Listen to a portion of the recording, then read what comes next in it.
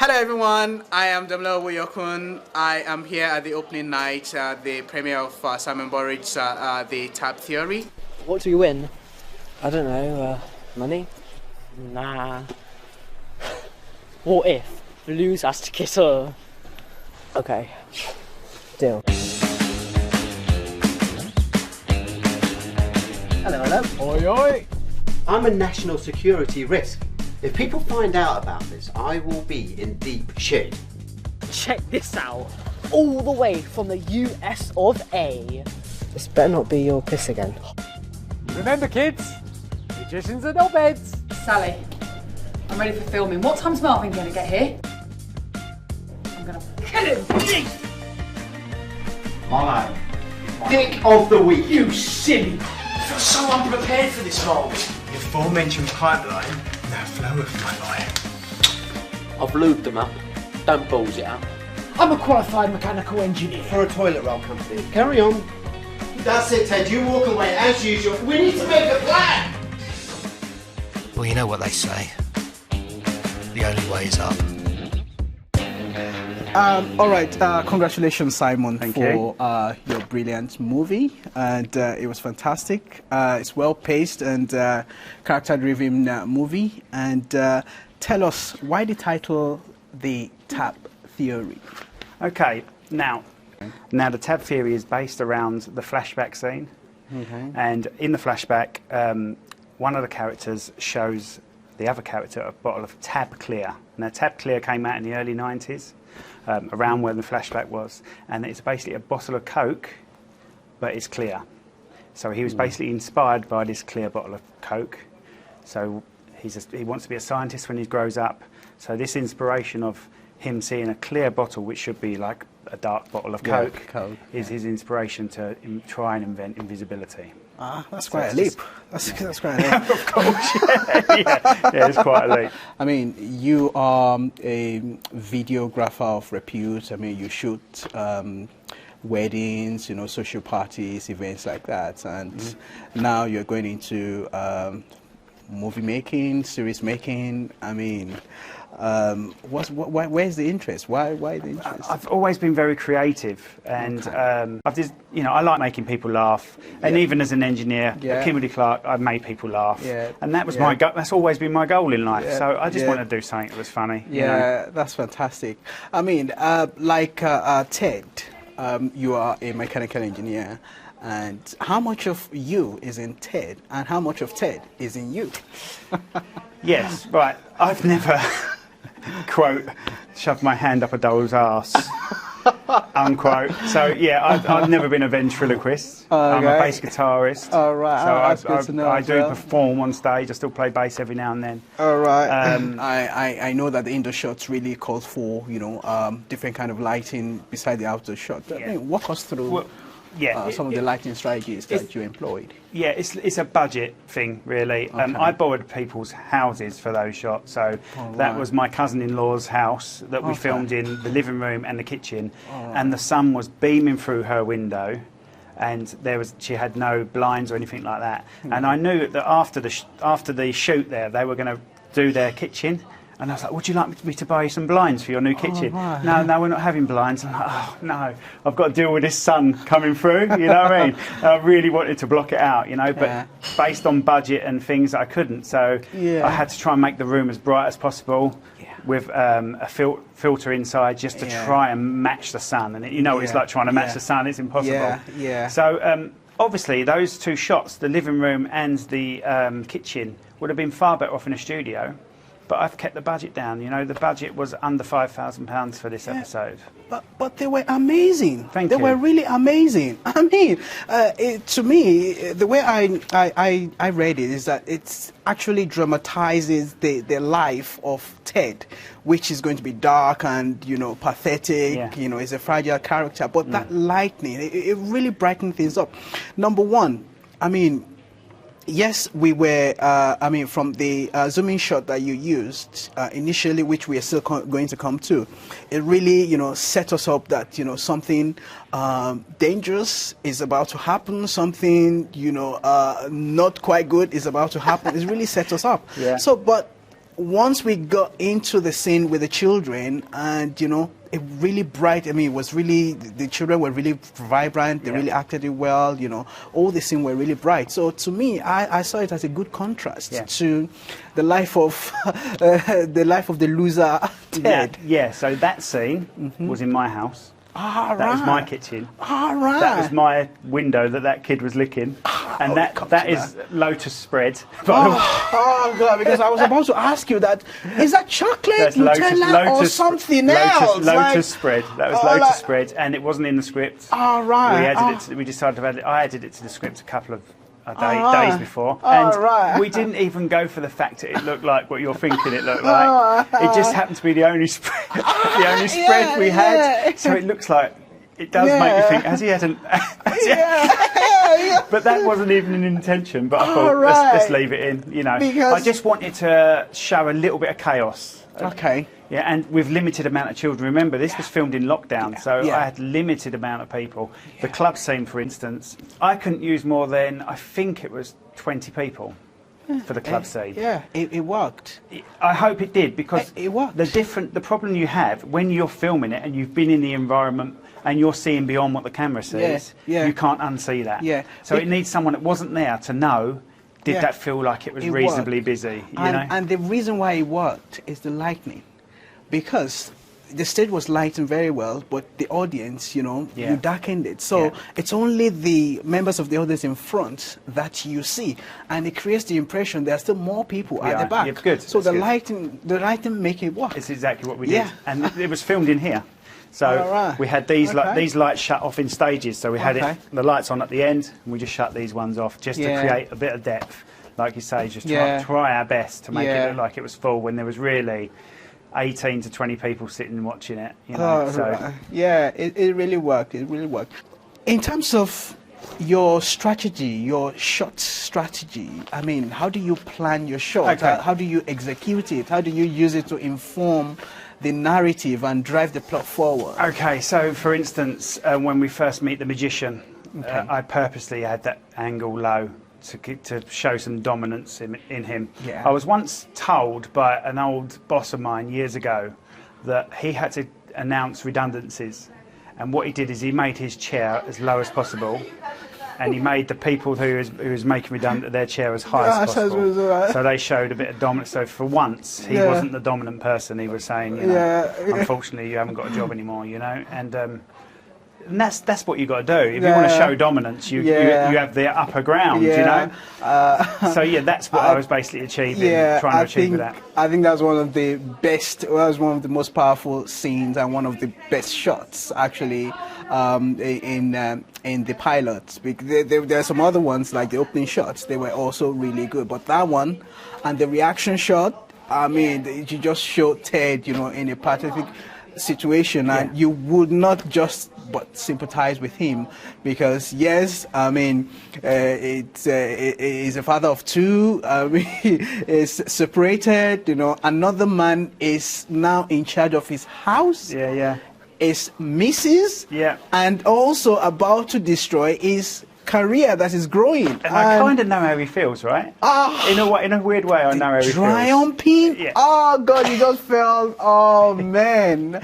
It was beautifully achieved. And those are my children. Those two kids are my children. And it breaks my heart every time my son turns around and says, "Bye, Dad," to Ted.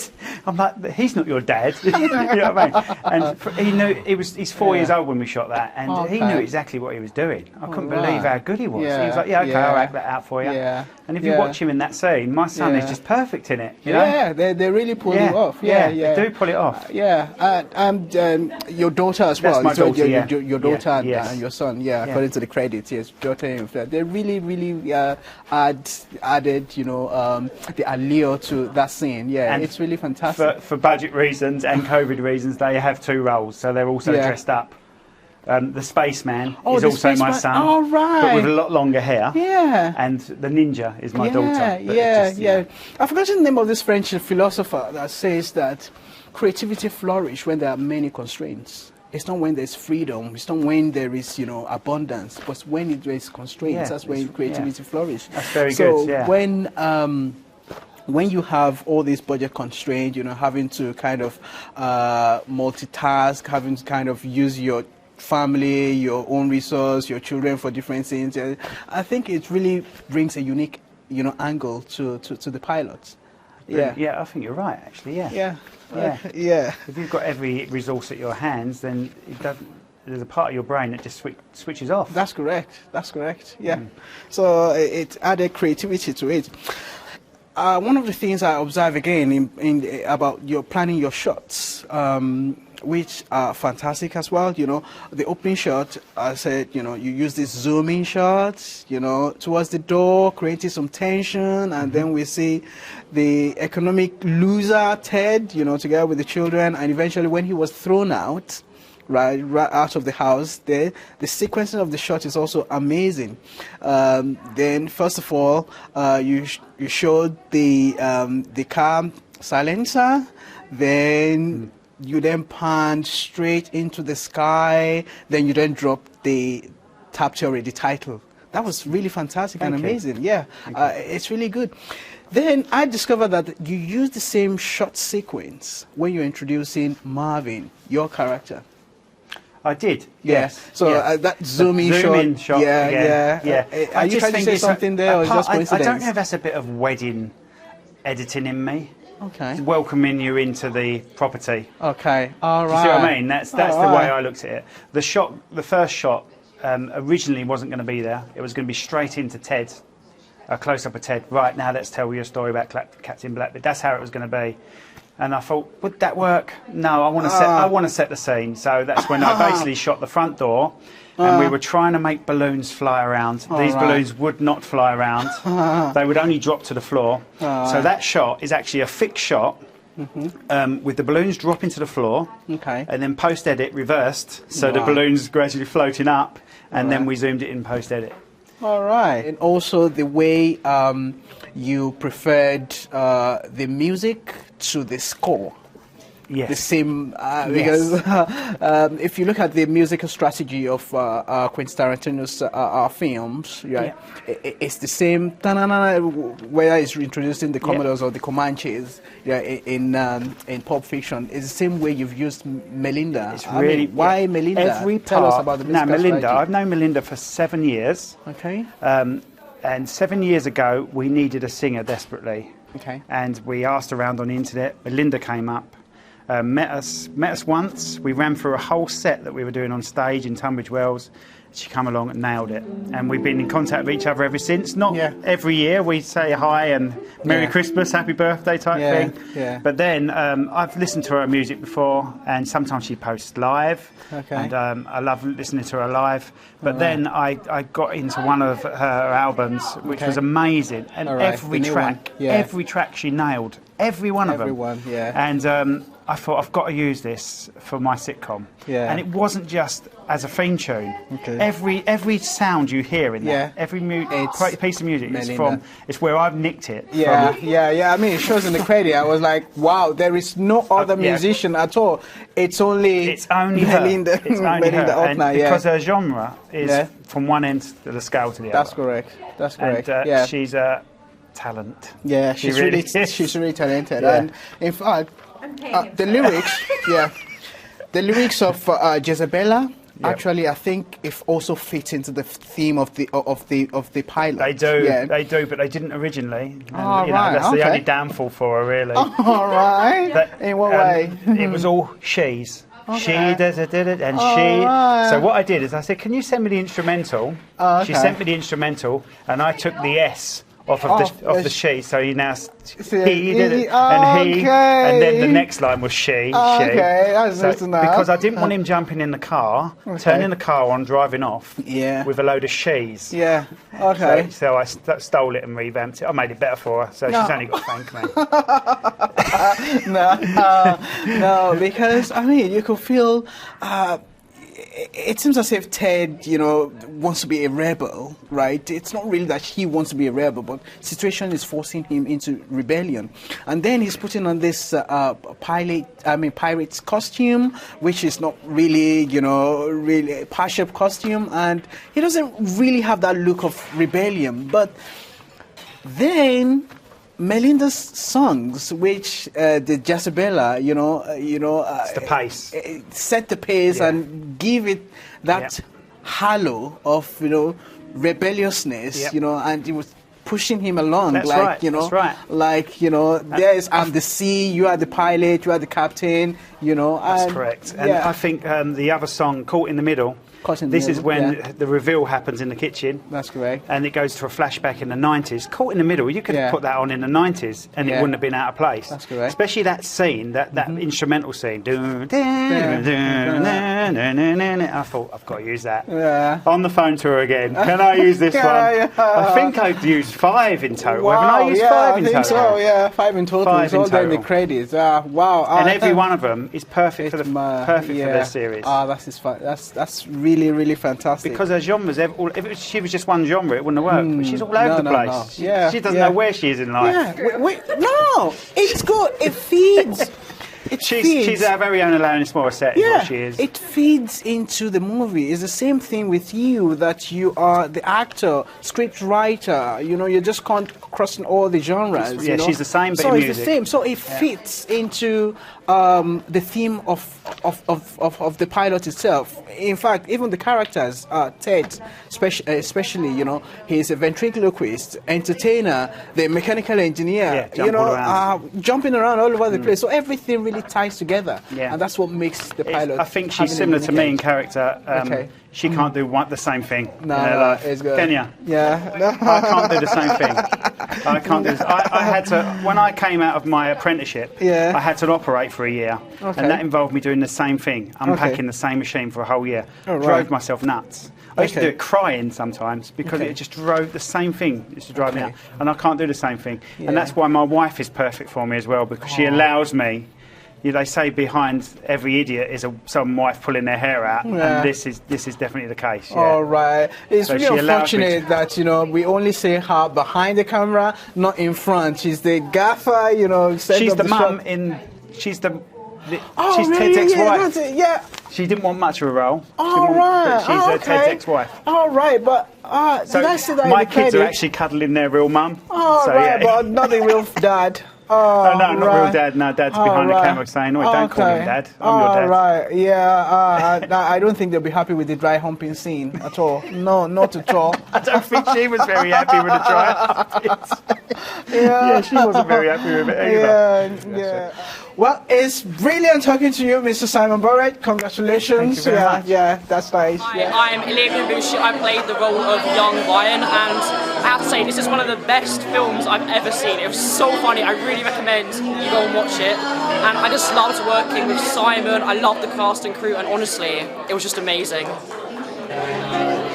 So we've just watched the film and it's absolutely fantastic. We were laughing all the way through it. So hats off to Simon and everyone on the cast and crew. It was absolutely brilliant. It was amazing to be a part of this, and I was really surprised by the edit. I think you've done an incredible job. I think you should be so proud. I think everybody, the whole team should be so proud of what you've achieved, and I can't see any reason why this can't go somewhere, and you definitely have to keep going with this. I play Ryan in The Tab Theory, and this young man played a part in the film as well. What part was it? Man in Lou. That's the pissing man. He's the pissing man. But I just wanted to say all the best to Simon. Hope it works out for you with this project, and I'd definitely like to be involved in it, in the future. So hopefully thumbs up and it all goes good for you. Well done. Simon, everyone involved. Mate, I was looking forward to this for quite some time. I've not known you for very long, but I just knew it was going to be funny, and honestly, from the bottom of my heart, that is 10 out of 10, mate, and I hope you get out of it what you want, and I certainly want another episode, mate. Well done. I'm going to be honest. I wanted to say this is an absolute waste of time me coming down here to watch this, but I can't. It's been amazing. Your professionalism is superb, and I just cannot understand how you've done all this all on your own. But this is going to be fantastic, and I absolutely loved it. And I can't help but tell everyone about it. Fantastic, well done. I think that it was actually amazing. I've known you for must be 15 years, so I'm truly impressed that you've actually been able to deliver something of that quality and so funny in a matter of a couple of years. And I didn't even know you even had such good acting skills, so I'm really impressed. You boys impressed? Yeah, mate, honestly, superb and absolutely loved it. Something I'd actually watch. Really, really impressed, mate. And yes, great job. Well done, Simon. You did an absolutely great job. You had an amazing amount of hands behind you, and you could definitely see how great they all came together. Nicely done. Yeah, I thought it was fantastic. I think this kind of thing could be really difficult to keep it consistent and have the comedy in exactly the same tone throughout the entire thing.